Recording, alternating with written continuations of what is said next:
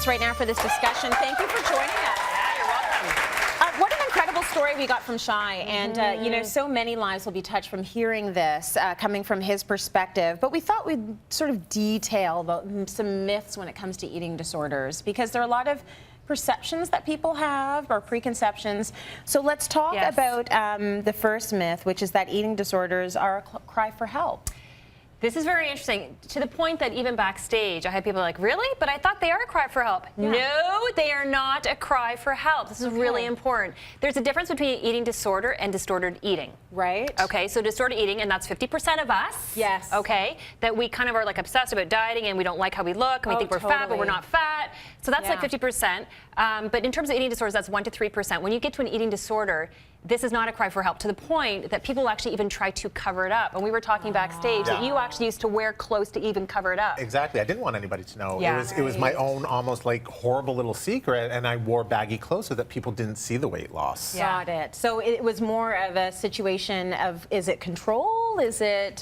For me, it was a big control issue. It was I had lost control, or I felt like I had lost control, with the sexuality factor, and then when my grandmother passed, that for me was a breaking point. So it really pushed it even further. Okay. Yeah, and what's interesting about control, and I hear this with a lot of people who have had eating disorders, is that they go to it almost as a way to give themselves that sense of control. Yes. Yeah. 100%. Right? But what's so interesting is that that's what they do at the beginning, and then all of a sudden it turns that tipping point where it goes into an eating disorder where all of a sudden it now takes over. Yes. So you have no control Then you have no anymore. control. So it's very interesting when you actually kind of look at it from the whole picture. Right. Okay. The second myth, eating disorders are a girl's problem. So thanks to your story, we know that is not the case. And you know what? I'm so proud of you for telling your story. Honestly, because there are people that are listening that this will change how they see it, how they think about it, and it's pretty shocking. So, I mean, a lot of people think it's just a girl's problem. 25% of eating disorders for anorexia and bulimia are guys.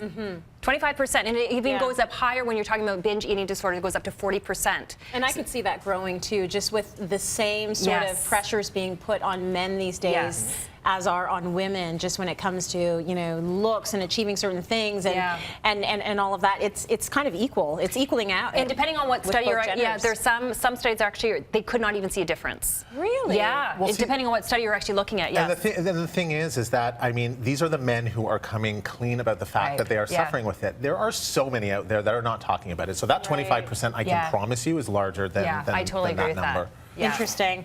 Eating disorders are a teen problem.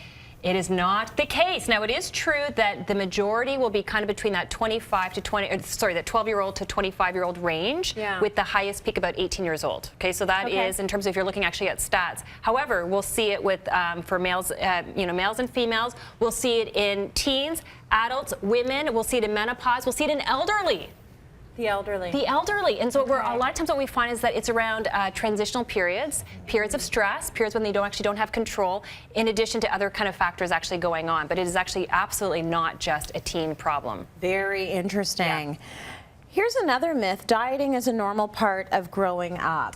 Is dieting not a normal part of growing up? So would you have thought yes or no?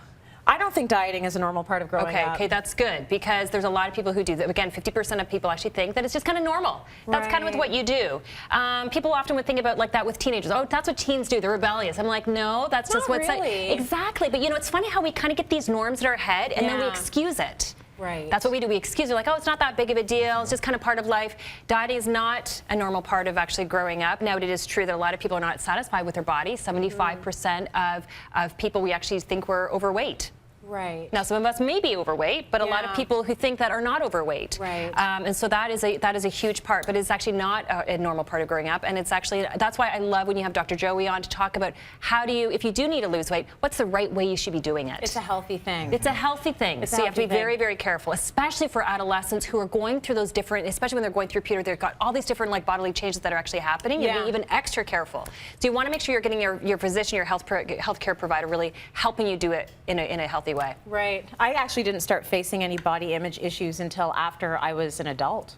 Really? Yeah, I got all through the elementary school and high school thinking, hey, I look great. Really? And I don't think I really did, but in my mind, I was fine. Yeah. This is my body. And so in your 20s? In my 20s. In your 20s? That's when it hit. Wow, yeah, that's interesting. Sure. Yeah, so I got all the way through. There's so much we can talk about, and I want to keep the conversation going online. So if you know someone who's dealing with an eating disorder, I'm going to chat with Karyn right after this segment on what you as a friend or a family member can do to help. And we're going to put that on our website, that's cityline.ca, so be sure to check that out. Shai, thank you once again for sharing your story with us. It's going to be an ongoing conversation. There's going to be a lot of people approaching you via your social media channels, and I think it's a good thing. And I want people to, and really I want to thank you, I want to thank Chrissy, I want to thank all the producers for taking the journey with me, because to be honest, and I've said this to you before, I couldn't have done this on my own. I couldn't have told this story on my own, so I'm really thankful. Love this. Love that, Shai.